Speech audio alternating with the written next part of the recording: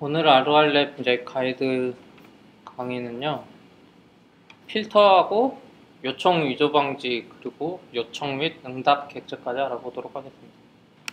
필터는 이제 컨트롤러의 액션의 전후 또는 이제 감싸는 이거 메소드를 말하는데요. 필터는 또 상속되기 때문에 제일 상위에 있는 어플리케이션 컨트롤러에 작성하면 그 밑에도 이렇게 되고요. 그리고 이제 예전이랑 달라진 게 원래 비포 필터 이런 식이었는데 이게 이름이 다 액션으로 바뀌었어요. 이름이 더 맞는 것 같아요. 비포 액션 하면 액션이 실행되기 전에 하고 애프터 액션 하면 액션이 실행된 다음에 어라운드 액션 하면 액션을 이렇게 감싸고 그 중간에 일드문이 나오는 게 실행되는 거고요. 이렇게 비포 액션 이런 식으로 해놓으면 이 require 로그인이 어플리케이션 컨트롤러에 있기 때문에 모든 컨트롤러 액션 실행 시마다 require 로그인을 계속 체크하게 되는 거죠. 근데 이렇게 하면은 로그인 페이지도 체크하고 막 이상하게 되니까 그런 거를 스킵해야 되는데, 이렇게 스킵하는 방법이 스킵 비포 액션이라고 이제 로그인 컨트롤러에 new하고 create 이게 로그인하는 부분인데, 요거 기존에 설치되어 있던 비포 액션을 스킵하겠다 이런 식으로 설정하는, 이렇게 only를 쓰면 요거에 대해서만 이게 먹는 거고요. 또 except를 쓰면 그거 아닌 것만 하는 식으로. 그래서 이제 애프터 필터와 어라운드 필터에 대해서 얘기하는데요. 이제 비포 필터 외에도 이제 애프터 필터하고 있는데, 애프터 필터는 이제 다른 점이 비포는 액션이 실행되기 전이고요. 애프터는 이미 액션이 실행된 후라서 애프터에서는 액션에서 이제 클라이언트 뷰로 보낼 그 결과에 접근할 수 있고요. 그 대신 애프터 필터는 이미 이렇게 된 액션의 실행을 중단할 수는 없대요. 그리고 이제 콜백 같은 거죠? 콜백 같은. 네, 그렇죠. 그 대신 이제 액션에 뭔가 스테이터스를 바꾼다거나 이런 게 안 된다는 의미인 것 같아요. 어라운드 필터는 이제 여기 예제로 보는 게 나을 것 같은데요. 어라운드 액션 해가지고 쇼 액션 할 때 요 메소드가 실행되게 했는데, 이게 쭉 실행되다가 요 부분이 실제 쇼 액션이 실행되는 부분이에요. 이렇게 하면 이 일드가 실행되는 부분이거든요. 그래서 이 쇼 액션이 여기에 들어가서 실행된다고 보시면 됩니다. 이렇게 해놓으면 이제 쇼 액션 전체가 트랜잭션으로 묶여버리게 되는 거죠. 트랜잭션에 걸리면 쇼가 안 보이는 거네요. 보이죠? 보이는데 쇼 안에서 어떤 그 트랜잭션에 대한 하다가 에러가 나면 이제 그 트랜잭션이 다 이렇게 안 하고 사실 쇼 액션 안에서 이렇게 해줘도 되는데, 이런 걸 여러 개 쓸 수 있으니까 뭐 only에서 뭐 new나 create 여러 개로 동시에 쓸 수 있다 이런 말입니다. 성민 저거 혹시 써봤어요? 네? 잘 써요? 가끔 써요? 저는 저거는 어라운드 필터는 도메인 붕괴가 뛰어난 거예요. 도메인 예. 도메인 A 가지고 A 들어왔을 때 튕겨버리고 B 들어왔을 때 또 N은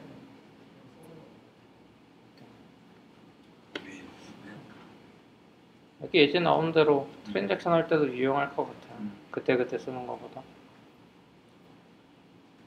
이제 어라운드 액션은 이제 애프터랑 다르게 응답을 이제 이렇게 실행하지 않도록 할 수 있다는 거죠. 왜냐면 비포 역할도 하니까.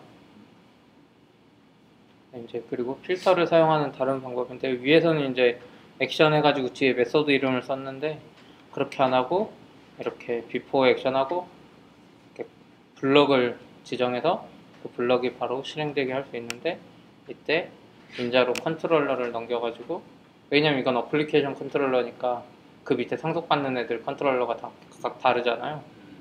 그럴 때 이용하려고 컨트롤러.send에서, 왜냐면 요거 컨트롤러 자체는 없으니까 로그인이 이렇게 했는데, 이런 방법은 뭐 추천하진 않는데 아무튼 간단한 경우에는 도움이 될 수도 있대요. 그리고 이제 두 번째 방법은 아예 이 필터만 하는 액션을 별도로 분리하는 건데요.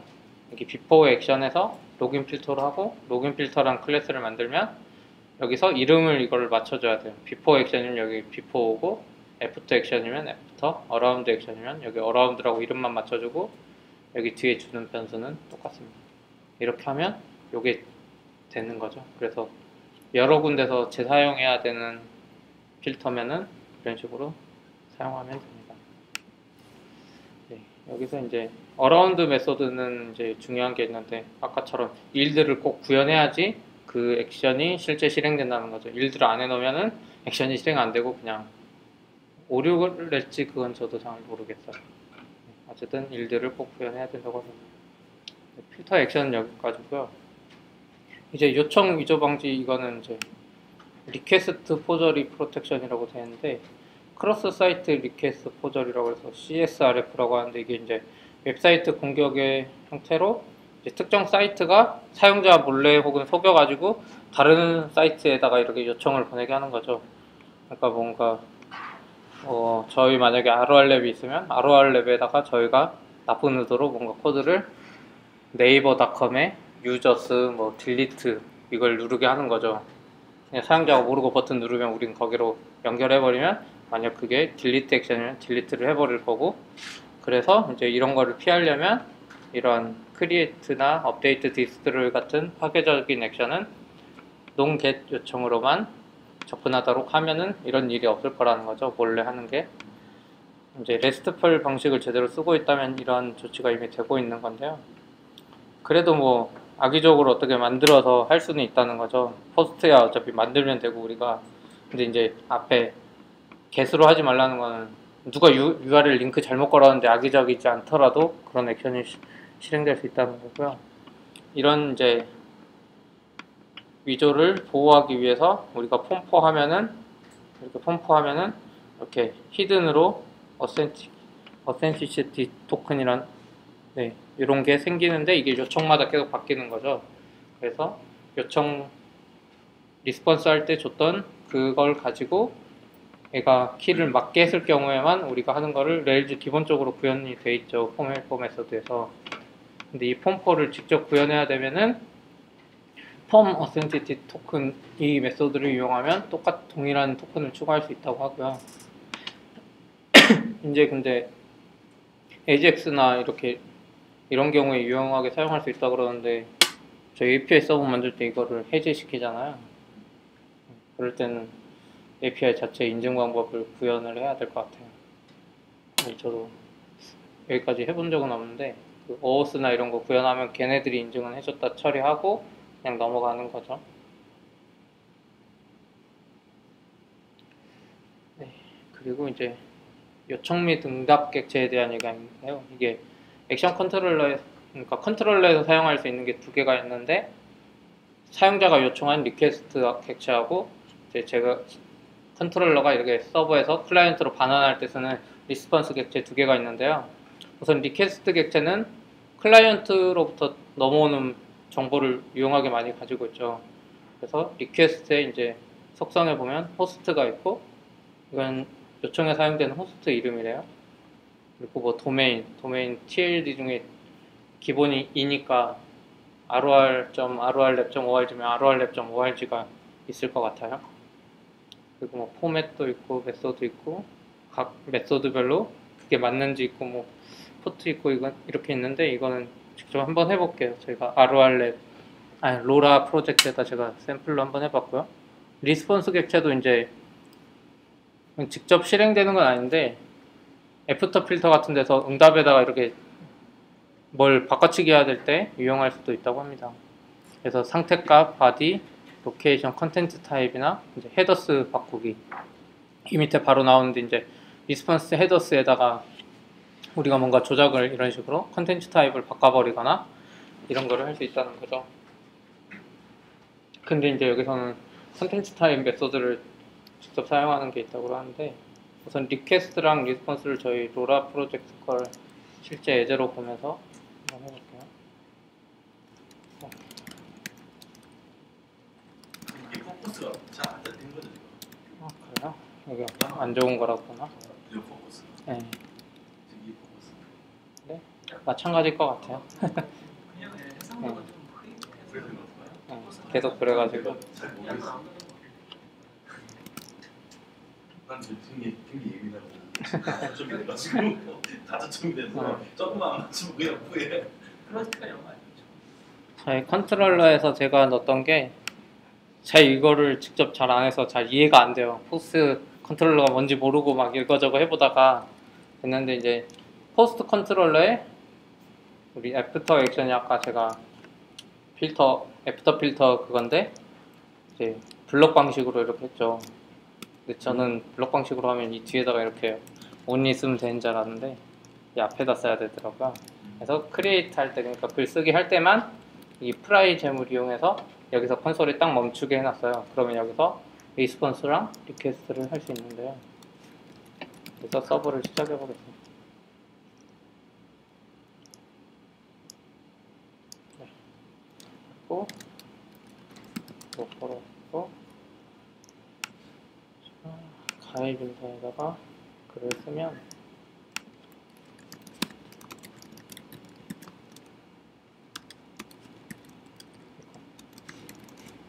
글을 쓰면은 여기서 지금 멈춰 있는 거거든요.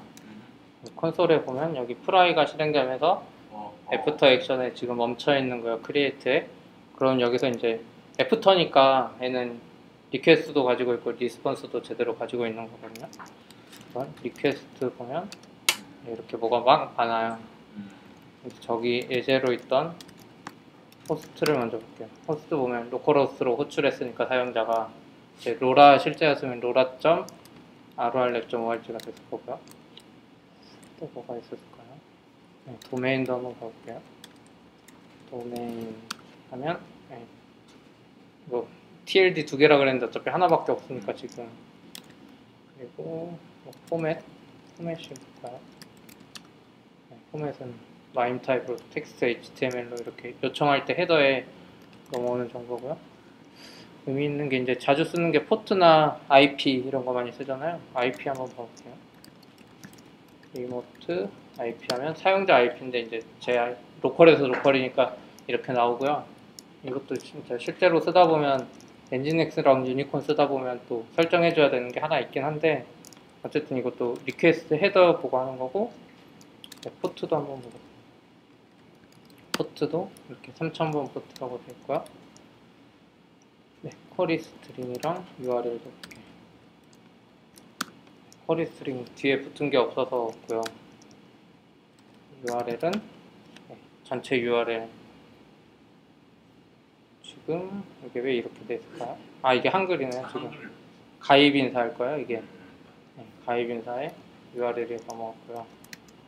이 밑에 보면 이제 파라미터에 대해서 있는데 원래 저희는 상관없이 파람스로 하면 그 안에 파라미터가 이거든 저거든 포스트든 싹 섞여 오는데 여기는 이렇게 세 개로 구분이 되어 있대요. 사실은 패스 파라미터가 있고 쿼리 파라미터가 있고 리퀘스트 파라미터가 있는데 패스 파라미터는 URL에 우리가 라우팅 할 때 URL에 섞여 있는 그 파라미터들이고요. 그리고 쿼리 파라미터는 우리가 이제 느낌표나 엔드 표시로 가져오는 그 파라미터고 리퀘스트 파라미터는 포스트 요청으로 들어오는 그 파라미터라고 해요. 그래서 지금은 여기서 패스 파라미터 하면 우리 액션 컨트롤러 불테인 아이디는 아까 URL에 숨어 있는 거니까 패스 파라미터고요. 그리고 이제 쿼리 파라미터는 없겠죠. 얘는 개선 요청이나 이런 게 아니니까 없고요. 그 대신 이제 리퀘스트 파라미터는 있겠죠. 포스트로 저희가 글쓰기를 했으니까 네, 그렇게 하면 포스트 폼에서 넘어오는 거랑 이렇게 데이터가 있는데 이게 사실은 다 파람스에 있는 거죠. 네. 근데 이렇게 세 개로 이렇게 구분이 돼 있다고 합니다. 네, 이렇게 지나갔고요. 리스폰스 객체는 이제 생각보다 건드릴 일이 많이 없을 것 같긴 한데 리스폰스.바디에 보면 이렇게 뭐가 있어요. 왜냐면 글 쓴 다음에 이게 리다이렉트 될 거라서 그 리다이렉트에 대한 거고 스테이터스를 보면 302 이렇게 리다이렉트 임시 리다이렉트 그리고 로케이션 리다이렉트 할 거니까 리다이렉트 할 URL이고요. 그러니까 미리 리다이렉트 어디로 할지 저기서 확실히 알 수 있고 컨텐츠 타입 컨텐츠 타입은 텍스트고요. 캐릭터 셋도 한번 볼게요. 한 개는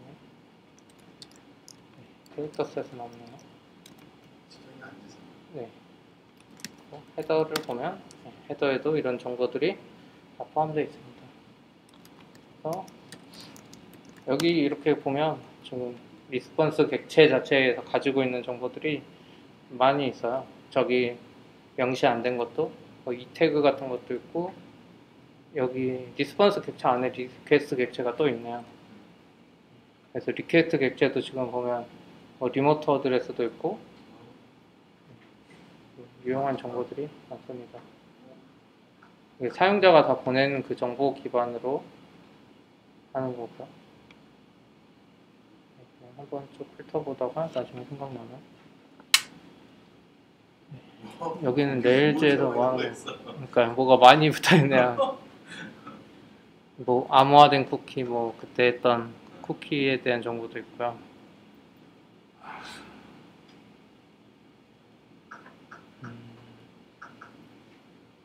한번 저도 보겠습니다. 리모트 IP도 뭔가 복잡하게 이거 유저 이걸 다 리퀘스트해서 접근할 수 있는지는 모르겠지만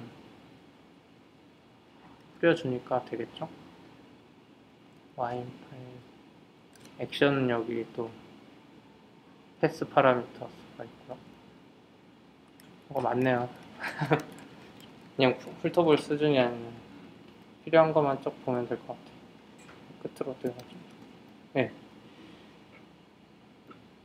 끝쪽인데 여기가 지금 IP 포트 프로토콜 리퀘스트 메소드 이런 것들이 있습니다. 그래서 오늘은 여기까지 하고요. 혹시 궁금한 거 있으시면 지금 말씀해 주세요.